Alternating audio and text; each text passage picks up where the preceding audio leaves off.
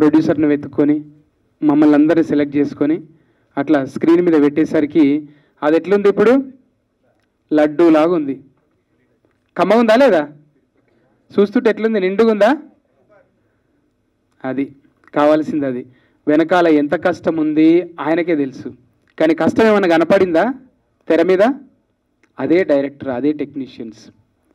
ముందుగా టెక్నీషియన్స్ గురించే చెప్పాలి. అట్లా హోల్డ్ చేయగలిగిండు, అట్లా మళ్ళా చూడబుద్ధి అవుతుంది మళ్ళా. అది దానికి రీజన్ మన మదిన్ తమ్ముడు. ఒక బంగారు పంజరంలో బంధించుకొని వీళ్ళు, ఏసీ ఉంటుంది, లైట్లు ఉంటాయి, తినడానికి ఉంటుంది, కానీ బంధించుకుంటారు. మనలాగా బజార్లో పడి టీ స్టాల్లో తిరగడానికి లేదు. రోజులు నెలలు ఒక దగ్గర బంధించుకొని పనిచేస్తారు. గ్రేట్ తమ్ముడు. అట్లనే ఎడిటర్సు, డిఐ అన్న పేరు మర్చిపోయినన్నా, రత్నాకర్ రెడ్డి అన్న, ఏమని ఇచ్చినావు అన్న? ఫస్ట్ టైం అంటే సినిమాని కొంచెం మనది అనుకున్న తర్వాత పూర్తిగా డీటెయిల్గా గమనిస్తే మీ కష్టమంతా దాని మీద కనబడదే. సూపర్. ఇదంతా మీదే. టెక్నీషియన్స్ ఇంకా చాలామంది ఉన్నారు, నాకు పేర్లు తెలివాయి. కానీ అన్న డిఓపి బాబన్న మన గతంలో కూడా పరిచయం ఉందన్న, ఎంత ఫ్రెండ్లీగా ఉంటాడు. అంతే ఫ్రేమ్ కూడా ఫట్ట ఫట్ట ఫట్ట ఫట్ట. రఘుబాబన్న చూస్తుంటాం కదా, బాగాలేదు కట్ కట్ కట్ 1 more అంటుంటారు. అసలు డైరెక్టర్ ఓకే టేక్ నెక్స్ట్కి వెళ్దాం అంటాడు. అది కదా కావాల్సింది. ఏం ఉండదు అందులో, అసలు కంటెంట్ కావాలి కానీ కట్లు ఎందుకు మళ్ళా. అది ఇచ్చిండు. చిన్న ప్రొడ్యూసర్స్తో పెద్ద సినిమా తీసిండు. అది చాలదా? అది అనిపించదు. చిన్న ప్రొడ్యూసర్లు, చిన్న టెక్నీషియన్స్ అస్సలు కనిపించదాడా. అది వద్దు మనకు. తెర మీద నిండుగా ఉండాలి. ఆడియన్స్ ఏం ఫీల్ అవుతారు, అబ్బా మ్యూజిక్ ఇది, ఫ్రేమ్ ఇది చాలు. తర్వాత కంటెంట్ అన్నీ నిండుగా ఉన్నాయన్న. నాకు చెప్పాలనిపించింది, కొంచెం ఎక్కువ చెప్తున్నానేమో, నా పరిధి దాటుతున్నానేమో అనిపిస్తుంది ఒక్కోసారి. ఏం లేదు కదా, అబ్జర్వ్ చేసిన కాబట్టి. తర్వాత నా తోటి ఆర్టిస్టులు ఇప్పటిది కాదు, చిన్న కథ కాదు అది. సమ్మెట గాంధన్న చెప్పుకుంటా పోతే ఇప్పటిది కాదు పరిచయం, 20 ఏళ్ళది అది. ఆ 20 ఏళ్లలో ఎన్నో క్యారెక్టర్లు మా మధ్యలో నలిగినాయి. మాకు మ్యూచువల్ ఫ్రెండ్స్ ఉన్నారు. కోడ్ లాంగ్వేజ్ ఉంది మాకు. సమ్మెట గాంధీ గారు, ఆయన ఎన్ని సమ్మెట పోట్లు తినో ఈడ దాకా వచ్చిండు ఆయన. ఈ నిజంగా చూస్తుంటే చెట్లు పెద్ద పెద్దగా ఉంటాయి కదా, ఈ చెట్టు సినిమాకి చెట్టు అంత మనిషి కావాలని పెట్టుకున్నారేమో ఆయన్ని. అంత టీవీగా, అంత హుందాగా ఆయన పద్ధతి. రంగస్థల నటుడు ఆయన అనుభవంలో ఇట్లాంటి పాత్రలు అవలీలగా చేసేస్తాడు. ఆయన కోకొల్లలు చేసిన ఇట్లాంటివి. ఇప్పటికీ ఆయన రంగస్థలం దాని మీద ఎన్నో ఏకపాత్రలు, పద్య నాటకాలు ఎన్నున్నాయో. మల్టీ విటమిన్ అనమాట అది ఫల్టీ టాలెంటెడ్ అది మన భాషలో. ఇంకా రఘుబాబన్న ఫస్ట్ టైము స్క్రీన్ షేర్ చేసుకున్నానుతోని. ఎంత ఇష్టమైన వ్యక్తి అంటే, నా నంబరు ఒక నంబర్ వచ్చింది, ఒకసారి ఫోన్ వచ్చింది. ఎవరు అన్న, నేను మామూలుగా అయితే ఎవరు అంటే, అది నేను ఇట్లా రఘుబాబును. సార్ మీరా? ఏం సార్ నాకు చేసిరంటే, అది ఎట్లా చేస్తావు ఆ క్యారెక్టర్, నువ్వు ఎలా చేయగలుగుతావు, అది చాలా బాగా చేస్తావు, నువ్వు పాటలు కూడా వచ్చా నీకు అని అంటే, ఎట్లుంటుంది అట్లా. నాకు ఒక 10 సార్లన్నా చేసి ఉంటాడు అన్న.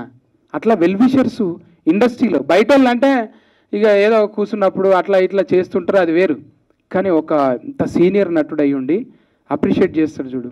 ఈ సినిమా గురించి కూడా అంతే జెన్యున్గా ఆయన రివ్యూ ఇచ్చిండు. అంటే చాలా సినిమాల్లో చాలా డేస్ చేస్తారు, ఇలా చేసింది కొన్ని రోజులే, కానీ ఎక్కువ డైరెక్టర్ గారి గొప్పతనం. అది చాలా గొప్పగా చేసిరన్న.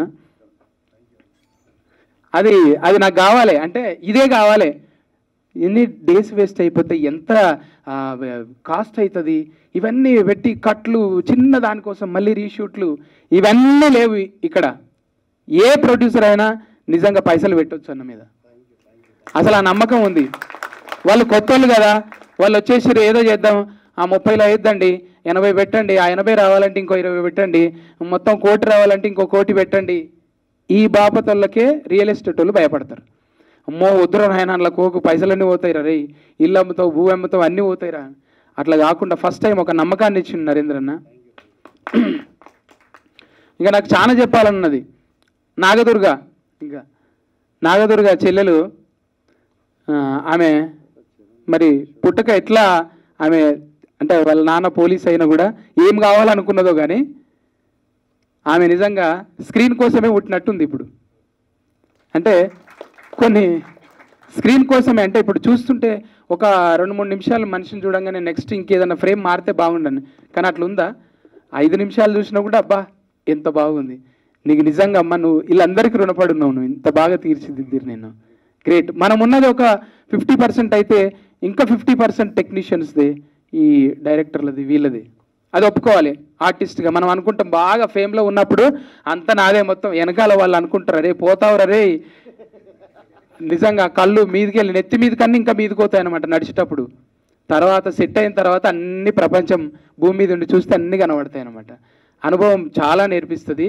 అప్ అండ్ డౌన్స్ ఉంటాయి ప్రతి ఒళ్ళకి. కానీ నేనేదో డౌన్లు ఉన్నాను అనుకోకండి, ఒకసారి ఏళ్ళు మడత పెడితే మళ్ళీ కుర్చీ మడత పెట్టిన కన్నా ఎక్కువ ఉంటుంది. సరైన డయాస్ దొరకాలి మనకి, అదే ఫైర్ ఉంటుంది. అసలు మనం ఎప్పుడు ఆగేది లేదు.